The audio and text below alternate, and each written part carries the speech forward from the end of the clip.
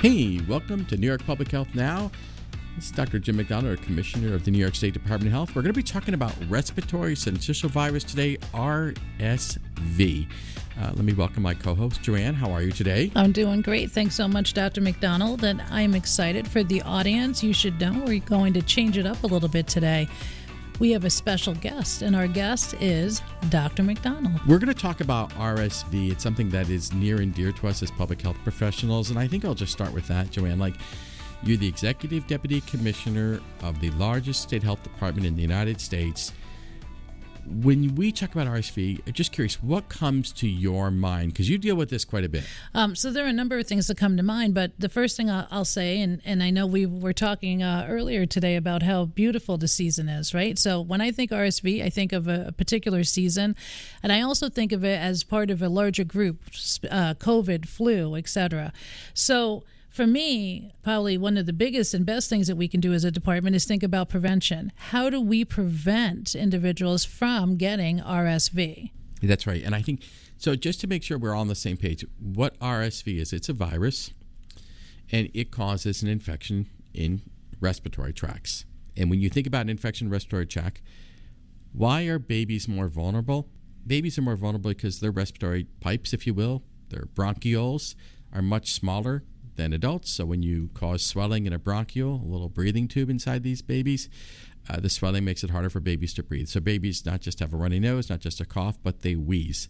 Wheeze is that turbulent noise that babies make. You can hear it generally only with a stethoscope because their airways are swollen, and RSV does that. Now, Joanne, I know you're not a doctor, but can you tell me what drugs you treat RSV with? And this is not a trick question, but can you tell me what drugs you treat RSV with? And the answer is? I honestly can't say that I know the answer, but I think there are no drugs to treat RSV. That's exactly right. It wasn't a trick question. There are no drugs to treat RSV. This is one of those things where strep throat, we have penicillin. RSV, we don't have a drug for RSV. So what we have is, if you need oxygen, we can give you oxygen. If you're dehydrating because you can't drink, we can give you IV fluids. If your respiratory system is failing, we can put you on a ventilator, but there's not a particular drug that treats RSV. This is why prevention is so important. I was just going to say, well, it sounds like prevention is key then. So I have a few questions. One, what's the difference between RSV and whooping cough? Yeah, so whooping cough, which is caused by a bacteria called Bordetella pertussis, and it's another vaccine preventable disease, but pertussis is really what whooping cough is. And whooping cough used to be called the 100-day cough. Not a trick question here. Do you know why it was called the 100-day cough? I don't know why it's called the 100-day cough. Because it lasts 100 days. Yeah, there we go. I know I had whooping cough. I can tell you that much. Yeah, and well, and whooping cough is one of those great things that we really do, again, prevent. But it's like there's not a drug to treat whooping cough either. There's a drug, macrolide antibiotics, to help prevent the spread of it. But RSV, that's a viral infection. Again, not a treatment, but it is preventable now. And that's one of the reasons why we're doing an episode on it, because it's preventable now. So what about the person who's pregnant? Is there something they can do to help protect their unborn child?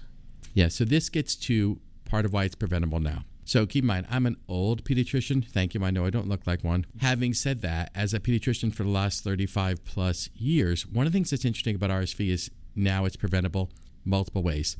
It's preventable by someone getting a vaccine while they're pregnant. So if you're pregnant, anywhere between 32 and 36 weeks of pregnancy, in other words, 7th, 8th month of pregnancy, you can get the RSV vaccine. The person who's pregnant develops antibodies. They pass those antibodies on to their newborn, and the newborn enjoys the protection. But if you missed that opportunity, there's two different vaccines you can choose to give the newborn. These two vaccines, which came out, one in 2023, one came out just this last year, really offer 8 months of protection. What's different about the vaccines that came out now, the first one that came out was called Beyfortus, brand name, generic name, Nursivimab. And I have to admit, Nursivimab rolls off my tongue easily now, but it's one of those things where it's like, all these monoclonal antibodies, they take a little, you have to go through phonics to learn how to pronounce them. It's just tough, right?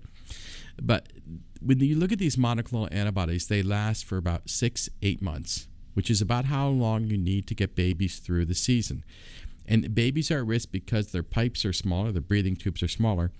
RSV is one of the more common reasons why babies end up in a hospital, because babies are very vulnerable. That first year of life, babies are very vulnerable to RSV.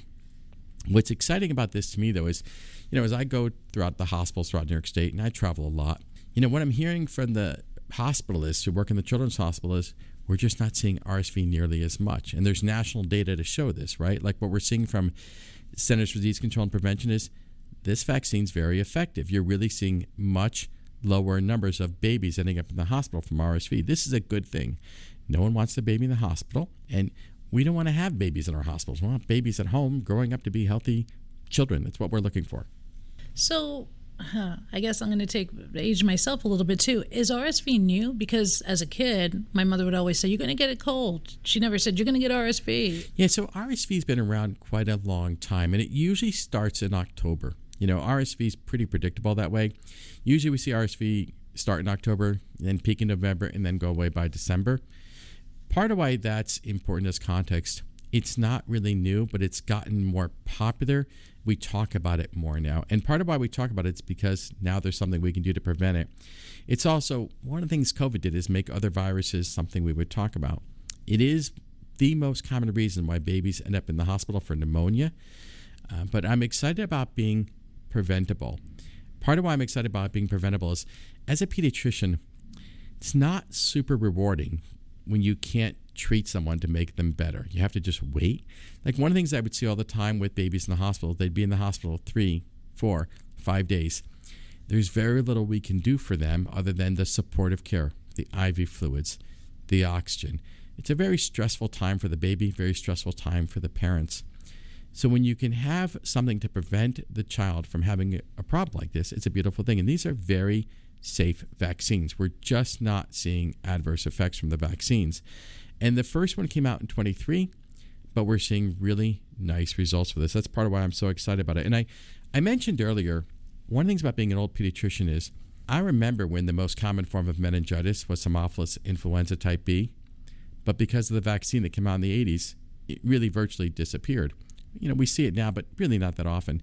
But then the most common reasons why babies end up in the hospital for meningitis was strep pneumococcus or pneumococcal vaccine. But when the Prevnar vaccine came out, we saw that really almost virtually disappear. Really nice success with that. And it's interesting to me, like one of the things I used to see was the most common reason why babies ended up in the hospital in the springtime, late winter, was rotavirus, vomiting and diarrhea, gastroenteritis, dehydration.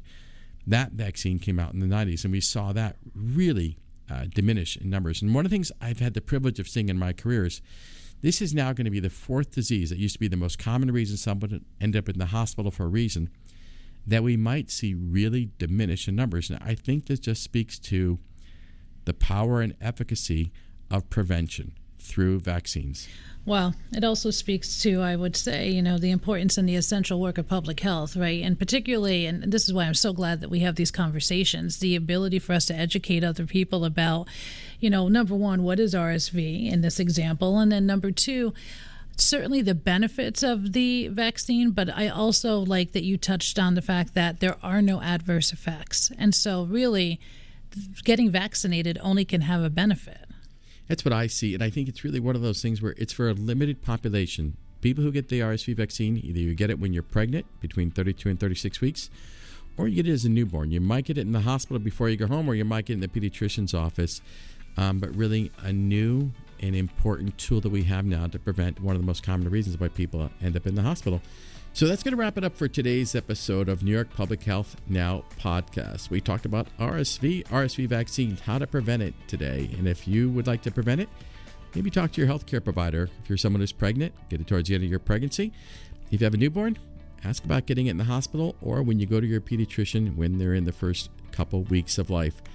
And by the way, if you have a topic you think we might want to talk about, you can send us an email. We'd love to hear from you at publichealthnowpodcast@health.ny.gov. And to hear the latest New York Public Health Now episode on your favorite podcast player app like Apple Podcasts, Overcast, Spotify, YouTube, and Google Podcasts.